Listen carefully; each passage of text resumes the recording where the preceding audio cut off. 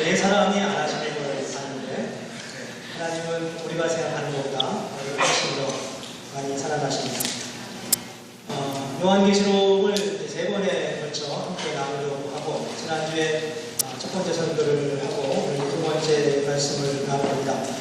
요한계시록은 계시면서 또 묵시라고 하는 표현을 지난번에 말씀을 드렸습니다. 계시라고 하는 것은 닫혀진 역사를 열어서 하나님이 무엇을 하실지를 보여주는 그런 뜻이 바로 계시이고, 묵시는 열려져 있는 것을 닫아놓는, 우리가 대화를 하지만 우리의 대화를 다른 사람이 못 알아듣도록 하는 묵시적 언어를 사용해서 그 세계 안에서만 이해할 수 있는 그런 언어를 써서 고난받고 있는 이 초대교회 성도들이 당시 통치자이며 집권자이며 박해자였던 로마의 박해자들이 무슨 말인지 이해할 수 없도록 그렇게 하는 언어로다가 쓰여지는 것이 바로 묵시 문학의 기초라고 말씀을 드렸습니다. 그런데 요한계시록은 우리가 알지 못하는 하나님의 주권과 하나님의 역사를 열어주는 측면이 있는가 하면 그 언어는 우리가 쉽게 이해하기 어려운 비밀스러운 언어로 쓰여져 있어서 2000년의 세월이 지나고 우리가 하나님을 믿지만 여전히 우리에게도 어떤 면에서 어렵고 힘든 부분이 있습니다. 그러다 보니까 요한계시록을 해석하는 데 있어서 다른 어떤 본문들보다 더 다양한 해석 방법들이 제한되고 제시되고 있는데 그 제시된 4가지 방법을 지난번에 소개를 드렸습니다. 과거적 해석법, 역사적 해석법, 영적 해석법, 혹은 미래적 해석법이라고 말씀을 드렸습니다. 그 구체적인 내용은 굳이 다시 반복할 필요는 없을 것 같고요. 그렇지만 어떤 해석 방법을 따르고 어떤 해석 방법을 우리가 해석 방법으로 요한계시록을 이해하든지 간에 우리가 알아야 될 정말 중요한 부분이 있는데 그것은 요한계시록을 그 당대의 사람들은 어떻게 받아들이고 이해했느냐라는 부분에 초점을 가지고 말씀을 먼저 들여다봐야 한다는 것입니다. 사실 2000년의 세월이 지나다 보니까 우리가 예수를 믿음에도 불구하고 그 말씀에 요한계시록의 진의를 알기는 그렇게 쉽지는 않습니다. 그렇지만 우리가 요한계시록의 배경과 그 상황을 잘 살펴볼 때 적어도 그 요한계시록이 어떤 의도로 어떤 상황으로 쓰여졌는지를 조금은 들여다볼 수 있습니다. 요한계시록은 주후 95년경에 로마의 황제 도미티아누스 황제가 통치할 때 쓰였습니다. 말씀이 어렵나요? 여러분의 시선을 잡고 이렇게 떼우기 위해서 스크린이 오작동을 하고 있는 것 같습니다. 이 95년경에 도미티아누스 황제가 통치할 때 이제 쓰여져 있는 글인데 이 도미티아누스 황제는 어떤 사람이냐면 우리 이제 네로 황제는 잘 알죠. 네로 황제는 주 54년부터 68년까지 4년 동안 통치하던 로마의 아주 그 박해자였고 굉장히 독특한 그런 성격을 가지고 있었던 그런 황제였고 기독교에 대한 가장 강렬한 박해를 가하던 황제가 바로 네로 황제였는데 이 도미티아누스 황제는 제2의 네로라고 하는 그런 별명이 붙을 만큼 네로 못지않게 굉장한 압박과 박해를 가하던 황제가 도미티아누스 황제였습니다. 이 사도 요한은 이 도미티아누스 황제가 로마를 집권하고 있을 때 도미티아누스 황제의 신상에 절하지 않는다고 하는 이유로다가 이 반모라고 하는 섬에 유배를 당했습니다. 이 도미티아누스 이 사도 요한이 원래 사역하던 곳은 저 반모로부터 약 위로 80km 북쪽 한 마일 한 5마일 정도 위쪽에 있는 에베소에서 목회를 하면서 그 주변에 있는 7개 교회, 에베소, 소모나, 버가모, 도아디아, 사데, 빌라델비아, 라우디게아 7교회를 다니면서 주로 사역을 했던 시절에 이 사도 요한이 도미티아누스 황제의 신상에 절하지 않는다는 이유로 반모섬에 유배를 당했습니다. 반모섬은 그 당시 이 방사를 하던 그런 지역이었기 때문에 아마 상당히 어려운 노동을 하면서 그 일을 했었을 것을 보여줍니다. 그 반모섬에서 이 노년의 사도 요한이 이 7개의 교회를 향하여서 편지를 하고 있습니다. 그 편지에서 자신도 비록 고난을 받고 있지만 함께 고난을 받고 있는 7교회의 성도들에게 그들을 격려하고 그들을 세워주고 그들에게 신앙적 용기를 북돋아주기 위해서 쓰여진 서신이 바로 요한계시록이 처음 쓰여지게 된 동기였다는 것입니다. 그때 이 요한계시록 1장 1절에 보면 이 요한이 요한계시록을 쓰면서 뭐라고 말씀하냐면 반드시 속히 일어날 일들에 대하여 하나님이 내게 주신 말씀이다 라고 말씀합니다. 반드시 속히 일어날 일들에 대해서요. 이거 이제 우리가 요한계시록을 보면서 종말에 대해서 말씀한다 라고 우리가 이해하잖아요. 물론 맞습니다. 맞는데 요한에게 있어서 그리고 요한의 편지를 요한계시록을 받는 1차 청중들에게 있어서 이 말씀은 어떤 의미였을까? 그것은 반드시 속히 일어날 일들에 대하여서 말씀하고 있었다는 겁니다. 반드시 속히 일어날 일이 뭘까 하는 거죠. 이 당시에 이 사람들은 도미티아누스 황제가 주 80년 혹은 81년부터 통치를 시작해가지고 이제 95년까지 약 15년 정도를 로마의 황제가 이제 통치를 하고 있습니다. 옛날에 네로 황제는 그의 통치가 14년에 끝났는데 지금 이 도미티아누스는 여전히 아직도 건강하고 아직도 왕성하게 자기의 통치를 이루어가는 그런 사람이었습니다. 그가 로마를 통치하고 있는 그 상황 속에서 하나님이 사도 요한을 통해서 반드시 속히 일어날 일들에 대하여 하나님 말씀한다 라고 말씀을 하고 있습니다. 그런데 놀랍게도 그로부터 약 1년 후 주 96년에 이 도미티아누스 황제가 측근에 의해서 그의 측근 부하에 의해서 암살을 당하고 이 사도 요한은 그 이후에 유배에서 자유해져서 에베소로 돌아오는 그런 하나님의 역사를 누리게 되었습니다. 세상은 로마의 황제 도미티아누스 황제에 의해서 모든 것이 다 움직여지는 것 같은데 이 요한계시록은 이 온 세상에 대한 통치가 바로 누가 행하느냐 그것은 바로 하나님이시라고 말씀하고 있습니다. 진정한 세상의 통치자는 누구인가? 나다, 하나님이다 라고 말씀하는 게 요한계시록의 가장 핵심적인 메시지였습니다. 그리고 그 하나님이 속히 일어날 일들에 대해서 말씀하고 있는데 그 일 중에 하나로 하나님은 사도 요한에게 그 도미티아누스 황제의 암살을 통해서 그가 자유의 몸이 되고 교회로 돌아오는 하나님의 역사를 누리고 있습니다. 사람들이 박해를 받으면서 도무지 이 박해가 언제 끝날까? 도미티아누스 황제의 그 어마어마한 사슬퍼런 그 압제와 언제 어떻게 우리가 잡혀가서 그 압제를 당하고 사자의 밥이 되고 순교의 제물이 될지 알지 못하는 그 상황 속에서 그들의 역사의 흐름이 도미티아누스 황제에 의해서 움직여지는 것처럼 그의 힘을 감히 넘볼 수 없고 그의 힘을 대항할 수 없는 교회의 현실로 인하여서 안타까워하고 아쉬워하고 아파하고 있는 그때 하나님은 사도 요한을 통해서 우주 통치의 주권자가 누구냐, 세상의 진정한 통치자가 누구냐라고 말할 때 그분이 바로 하나님이다라고 말씀하는 게 요한계시록의 핵심 메시지였다는 거예요. 우리도 힘들고 어려우면 그렇잖아요. 여러분은 우리의 생애, 내 생애 속에 내 생애를 가장 아름답게 힘있게 이끌고 주관하시는 분이 하나님이시라는 사실을 믿으십니까?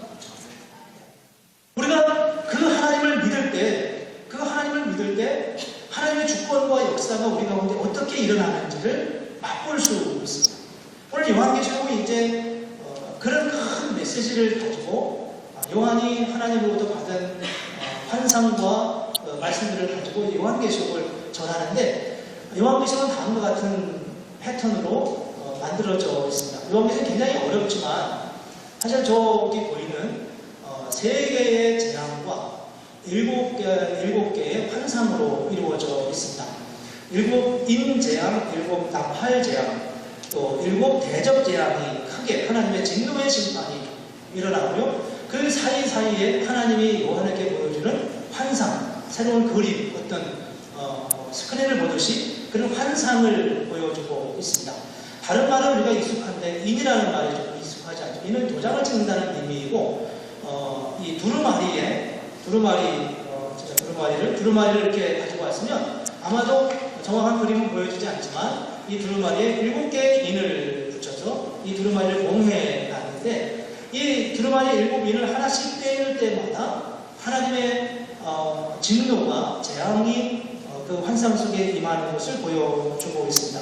그리고 그 사이사이에 7개의 환상이 나오는데 그 환상을 통해서 하나님이 이 고난받고 있는 하나님의 사람들을 어떻게 구속할지에 대해서 말씀하고 있는 것이 요한계시록의 주된 내용입니다. 근데 오늘 본문에 보이는 우리 본문은 그 중에 이제 첫 번째 환상, 그래서 첫 번째 환상 14만 4천 명에 대한 환상입니다. 이 환상은 이렇게 시작이 되고 있습니다. 땅에 네 모퉁이에 서서 바람을 잡고 있는 네 천사가 있습니다. 어떻게 바람을 잡을 수 있을까? 이렇게 질문하려는지 모르지만 이거 지금 환상, 하나님께서 요한에게 메시지를 주기 위해서 주는 겁니다. 어쩌면 동서남북 방향에서 바람을 잡고 있는 이 네 천사가 있는데 이 네 천사가 이 바람을 손에서 바람을 놓으면 이제 바람이 불기 시작하겠죠. 이 바람은 바로 땅과 바다를 해롭게 할 권세, 하나님의 진노와 심판을 의미합니다. 오늘 2절에 그런 말씀이 나오고 3절에 보면 이렇게 네 천사가 바람을 잡고 있는데 한 천사가 와서 3절에서 이렇게 그 네 천사에게 부탁을 합니다. 뭐라고 말하냐면 우리 하나님의 종들의 이마에 인치기까지 땅이나 바다나 나무들을 해하지 말라 하더라. 네 천사에게 그렇게 말합니다. 우리 하나님의 종들의 이마에 인을 치기까지, 하나님의 사람들의 이마에 이 사람은 하나님이 구원하기로 작정한 사람이야 라고 하는 표시로 이마에 도장을 찍을 때까지 재앙이 임하지 않도록 하라고 말씀하고 있습니다. 그리고 그 인을 치는 사람들의 숫자가 전체 14만 4천 명이었다고 3절 4절에서 말씀하고 있습니다. 그리고 이제 4절부터 8절까지는 그 14만 4천 명이 어떻게 구성되었는지에 대해서 말씀하고 있는데 이스라엘의 12지파가 각각 12,000명씩 계수되면서 전체 14만 4천 명의 사람들이 하나님의 인을 받는 장면이 나와 있습니다. 이 14만 4천 명이 요한복음 14장 1절에도 나오거든요. 거기에 보면은 14만 4천 명이 섰는데 그들의 이마에는 어린 양의 이름과 그 아버지의 이름을 쓴 것이 있더라 라고 말씀하고 있습니다. 이 말 때문에 이제 어떤 사람들은 우리에게 하나님의 이마에 인을 쳐주셨다. 여러분 이마에 인이 있는지 한번 거울을 가서 보십시오. 이들이 누군가 하는 겁니다. 이들이 누군가. 이제 14만 4천 명이 유대의 12지파에서 각각 12,000명씩 그렇게 하나님의 인을 쳤는데 한 가지 질문은 뭐냐 하면 7절에 보면 이런 말씀이 나와 있어요. 7절에 보면 오늘 보면 7절에 보시면은 각 나라와 족속과 백성과 방언에서 아무도 능히 셀 수 없는 큰 무리가 나와 흰옷을 입고 종려나무 바지를 들고 보좌 앞과 어린 양 앞에 섰다. 아무도 능히 셀 수 없는 큰 무리가 나왔다. 이렇게 말씀하고 있습니다. 저기 보면 아무도 능히 셀 수 없는 큰 무리가 누구를 의미할까요? 바로 그 앞에 나와 있는 각 나라와 족속과 백성과 방언에서 나온 사람들입니다. 이제 서로 다른 언어를 사용하는 사람들이 이제 모인 거죠. 그러니까 여기서 아무도 능히 셀 수 없는 큰 무리라는 말은 이방인 그리스도인들을 의미한다고 말할 수 있어요. 그런데 저들이 이제 어떻게 하냐면 14장 3절에도 같은 이런 표현이 나와 있는데 14장 3절에 이렇게 말씀합니다. 14만 4천 명 밖에는 능히 이 노래를 배울 자가 없었더라 라고 말씀하고 있습니다. 이 말이 사실 이제 중간 설명을 제가 좀 생략을 하겠습니다. 14만 4천 명과 그 앞에 나와 있는 능히 셀 수 없는 많은 무리, 이 무리는 사실 동일한 사람을 의미한다고 주석가들은 말하고 있습니다. 아무도 능히 셀 수 없는 큰 무리 14만 4천 명. 이 14만 4천 명은 어마어마하게 크다고 하는 의미가 그 안에 담겨져 있어요. 여러분 14만 4천 명은 12 곱하기 12 곱하기 1000 하면 14만 4천이 돼요. 금방 계산이 되시죠? 그죠? 12라고 하는 숫자는 이스라엘 사람 중에 굉장히 중요하게 여겼던 숫자였습니다. 이스라엘 12지파가 있잖아요. 12지파가 있는데 그 12지파가 항상 12이 아니었어요. 실제는 12이 항상 아니었고 12이 더 13이 되기도 하고 뭐 이러는데 실제 성경의 기록에서는 계속 12를 유지하고 있습니다. 예를 들면 야곱의 12아들을 낳았을 때 그 12아들을 이제 기록한 데 12명이 나오는데 야곱이 나중에 애굽에 가가지고 그 요셉을 만나죠. 그래서 자기 아들이 이제 애굽의 총리가 됐습니다. 그리고 요셉이 두 아들을 낳았어요. 에브라임과 모나세라고. 근데 이 두 아들을 낳고 이제 이 야곱이 죽기 전에 이 요셉이 너무 귀하고 너무 놀라워서 그에게 축복 기도를 해주면서 그 손주 에브라임과 모나세에게 축복을 해주면서 이렇게 말합니다. 이들도 지파가 될 것이라고 말합니다. 이들도 각각의 지파의 계수가 될 거다. 그러면 이제 한 사람이 늘어나게 되지 않습니까? 늘어나게 되니까 그때 누구를 빼냐 하면은 레위 지파를 뺍니다. 왜냐하면 레위 지파는 성전에서 일을 하는 사람이 되길 것이기 때문에 그 숫자를 빼게 되죠. 사도행전 1장에 보면은 12명의 제자들이 있는데 12명의 제자 중에서 한 사람이 죽음을 당해요. 자살을 하죠. 가룟유다가 자살을 합니다. 그러면서 이제 이 12명에서 한 명의 비자 베드로가 그 모인 무리들 가운데 모여서 일어나더니 우리가 가룟유다는 자기 갈 길로 갔다. 그래서 우리가 한 사람을 더 세워야 되겠다라고 하면서 한 사람을 더 세웠는데 그 사람이 바로 마띠아라고 하는 사람입니다. 그 마띠아가 뽑혔는데 사도행전은 사도들의 사역을 말하고 있는 거잖아요. 사도들의 사역을 말하고 있는데 근데 이 마띠아가 하나님의 은혜로 인하여서 12사도에 포함이 됐는데 실제 사도행전 안에 마띠아의 사역은 전혀 나오지 않고 있어요. 그 대신에 누가 등장하냐면은 바울이 등장하는 것을 볼 수 있습니다. 하나님이 원래 의도하는 사람은 바울이었어요. 근데 베드로가 아마 인간적인 생각이었을런지 그거를 어떻게 해석해야 될지는 우리가 좀 더 고민해야 되지만 마띠아를 뽑거든요. 베드로의 마음속에 12이라고 하는 숫자가 얼마나 중요한지를 보여주고 있습니다. 정말 조금 덥나요? 조시는 분도 좀 계시고 조금 에어컨을 살짝 틀어주시면 좋겠습니다. 그 12를 지키려고 하는 성경 속에서의 상황들을 볼 수 있어요. 그리고 이제 그래서 12를 뭘 말하냐 하면은 하나님의 완전함. 그리고 천이라고 하는 숫자는 아주 많다는 의미가 히브리 문화 속에 담겨져 있습니다. 그래서 이 12과 12이 두 번 곱하고 천이 되는 것은 상징적으로 완전하고 충만한 숫자라고 하는 의미가 그 안에 담겨져 있어요. 자, 이제 14만 4천 명을 하나님이 초대교회 성도들한테 가르쳐주면서 그 14만 4천을 통해서 어떤 뉘앙스를 줬을까 하는 것입니다. 그것은 하나님이 지금 고난 가운데 있는 이스라엘 민족들, 고난 가운데 있는 하나님의 사람들이 언제 어떻게 고난을 당하고 힘들고 주님을 배반할지도 모르는 그런 위기 속에서 하나님께서 당신들을 예수를 믿는 당신들을 반드시 하나님의 주권과 능력 안에서 구원하시고 회복하실 것이라고 하는 약속이 그 안에 담겨져 있어요. 완전한 하나님의 구원, 완전한 하나님의 구속의 역사를 보증해 주는 것이 바로 14만 4천이라고 하는 그 숫자에 담겨져 있는 그들 안에서의 의미였다는 것입니다. 여러분, 하나님이 얼마나 완전하게 당신의 백성들을 구원하시는지 아십니까? 이스라엘 민족이 애굽에서 출애굽할 때 그 어마어마한 제국이었던 애굽이라고 하는 제국에서 탈출하지 않습니까? 출애굽하잖아요. 그렇게 탈출을 하려고 하면은 얼마나 많은 사람들이 죽어나가겠어요. 독립전쟁을 하려고.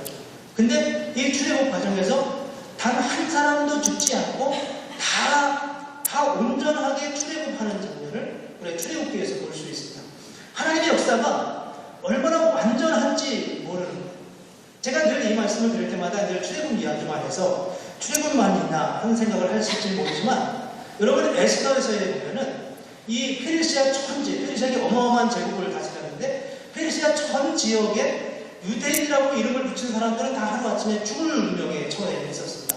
근데 어찌어찌 해서 그들이 단 한순간에 그들의 운명이 바뀌는 건 장면이 나와 있습니다. 한 사람도 죽지 않고 일어나는 그런 하나님의 역사를 보여주고 있습니다.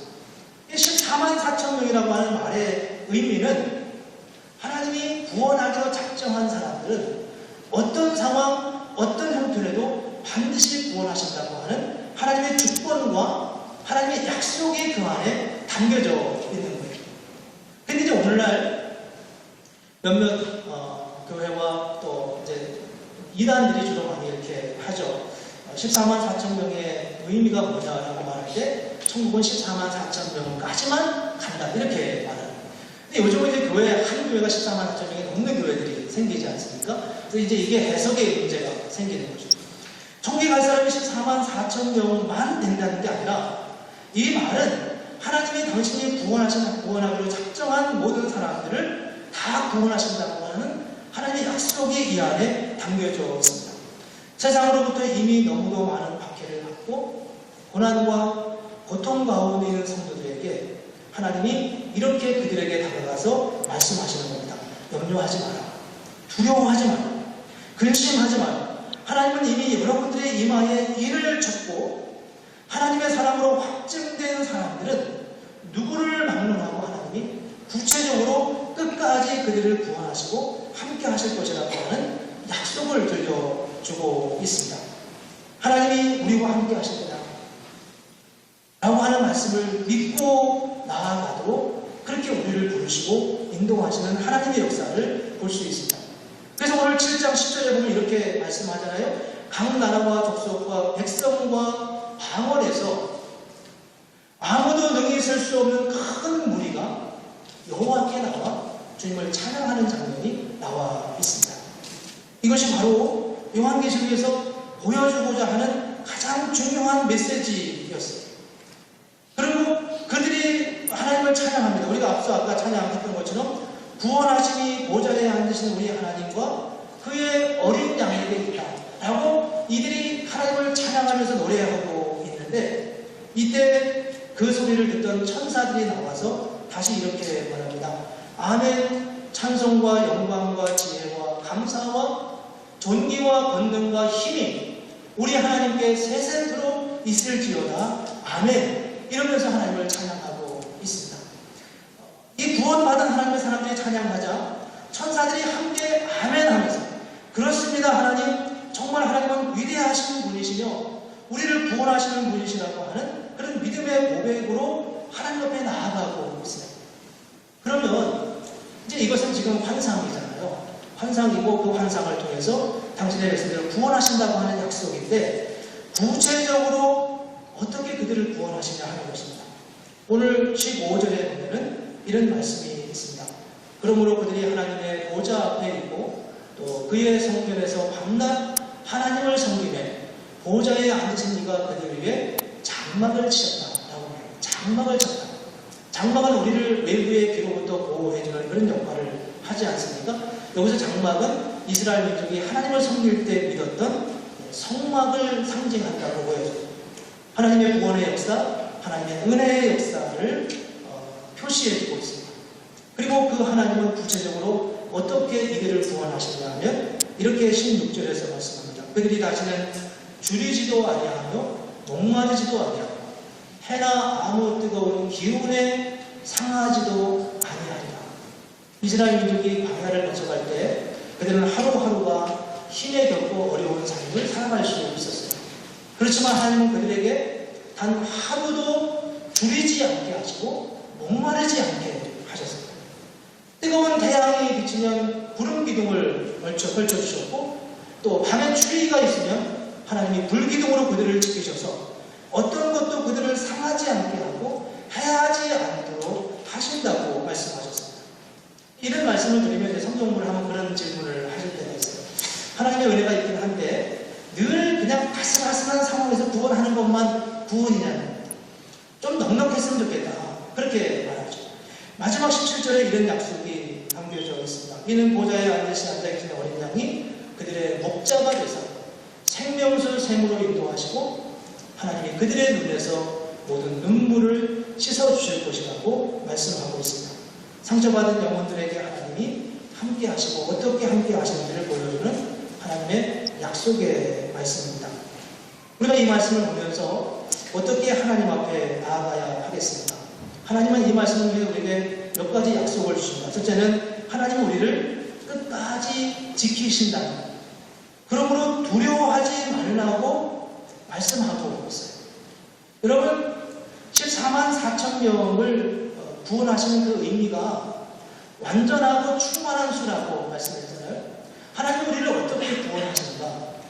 여러분 다니엘의 세 친구 이야기를 아실 거예요. 다니엘의 세 친구가 우상을 섬기라고 하는 이 느부갓네살의 명령을 어기면서 풀무불 속에 들어가게 되었습니다.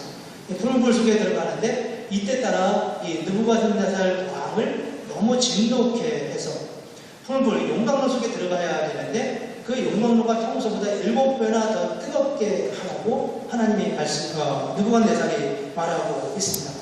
이때 이 다니엘의 세 친구 사드락과 메삭과 아벳느고를 이 용광로 안에 데리고 가던 군사들이 가까이 다가가자 그 불에 데워서 죽어버리고 말았습니다. 근데 이 다니엘의 세 친구가 이제 그 안에 들어가게 됐죠. 그 들어갔을 때 그들은 어땠을까? 그 안에 예수님이라고 우리가 알고 있는 한 분이 더 계시면서 네 사람이 그 용광로 안을 거느렸다고 말하고 있습니다. 여러분 그 안에 들어갈 때 그들은 뜨거웠겠습니까? 안 뜨거웠겠습니까? 그들은 힘들었겠습니까? 아니면 평안했겠습니까? 그들이 그 안에 들어가는 과정 속에서 그들은 과기를 느꼈을지도 몰라요. 그렇지만 막상 그 풀무불 속에 들어갔을 때 그들은 아주 자유로운 모습으로 과기도 당하지 않고 죽지 않고 예수님과 함께 손을 잡으면서 그 안을 거닐던 장면이 그 앞에 나와 있습니다. 우리가 오늘 본문을 보면서 하나님께서 우리에게 고난에 대해서 말씀하고 있습니다. 고난받고 있는 이스라엘 하나님의 사람들에게 지금 이 편지를 쓰고 있어요. 하나님이 여러분들을 완전하게 지키실 것이다. 근데 그 완전하게 지키신다는 말의 의미는 무엇일까 하는 겁니다. 그 완전하게 지키신다고 하는 것은 우리가 고난을 당하고 아프고 또 아픈 다음에 겨우 구원받는 게 사실은 아니라는 거예요.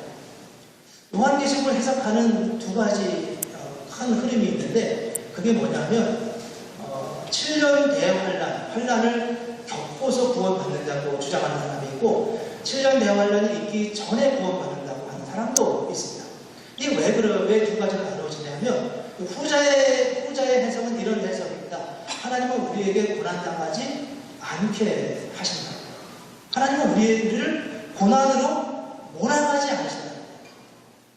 우리가 힘들다고 지금 생각하고 있을 때가 참 많은데 사실 하나님의 역사를 가만히 들여다보면 하나님은 이스라엘 민족을 한 번도 굶어 죽이거나 굶주리거나 배가 고파서 죽게 하신 적이 한 번도 없어요. 홍해를 건너는 장면을 한번 보십시오. 그들은 홍해를 건너면서 헤엄쳐 가지 않았어요. 홍해를 마치 마른 땅을 건너가듯이 그렇게 걸어가게 하신 하나님의 역사를 볼 수 있어요. 모든 하나님의 성경 속에 나와 있는 위기의 상황들을 가만히 들여다보면 가까이 다가가서 보면 하나님이 그들을 위험 속에 내버려두지 않고 실제 고난의 아픔을 당하지 않게 하시고 오히려 그 전에 구원하시는 하나님의 역사를 볼 수 있습니다. 우리가 왜 힘들게 여겨지냐면 늘 멀리서만 보기 때문에 그렇습니다. 내 옆에 내가 지금 풀무불 속에 들어가고 있어요. 여러 명의 군사들이 나를 끌고 가고 있습니다. 이들이 풀무불 속에 다 죽어버렸어요. 나도 마땅히 그 화기 때문에 힘들고 어려웠겠죠. 그러나 그 화기가 나를 엄습하지 못했습니다. 이게 하나님의 역사였고 하나님의 은혜였습니다. 근데 이 은혜를 언제 발견하냐면 그 하나님의 역사의 현장에 아주 가까이 다가갔을 때 경험할 수 있는 하나님의 역사입니다. 아주 가까이 다가갔을 때 불무불 속에 가까이 다가가자 하나님이 나를 보호하고 있다는 사실을 그제서 깨닫게 되는 거죠. 우리는 늘 멀리서 보고 두려워하고 있습니다. 하나님 내가 내 되어졌습니다. 그래서 두려워하죠. 미리 법을 먹고 있습니다. 그런데 하나님의 사람들을 가만히 들여다보면 그 위기의 상황 속에 아주 가깝게 다가가고 난 다음에서 그때 하나님이 그들 가운데 어떻게 함께 하시는지를, 어떻게 둘러 진치고 있는지를 알게 된다는 거죠. 하나님은 오늘 우리에게 완전한 승리를 약속하고 있습니다. 그 하나님을 향하여 우리가 믿음으로 주님을 신뢰하며 나아갈 때 하나님께서 저와 여러분 가운데 참 소망과 그대로 함께 하실 것을 약속하고 있습니다. 그래서 오늘 본문 말씀을 통해서 하나님은 우리에게 염려하지 말라고, 내가 너와 함께 하리라고, 어떤 두려움도 어떤 생각도 다 내려놓고 주님이 주는 담대한 은혜의 자리로 나아가도록 우리를 부르고 있습니다. 오늘 말씀을 생각하면서 저와 여러분 속에 어떤 위기나 또 염려가 우리에게 있다 하더라도 주님을 믿고 그 믿음 안에서 힘있게 승리하는 하나님의 사람들이 되기를 주님의 이름으로 축복합니다. 함께 같이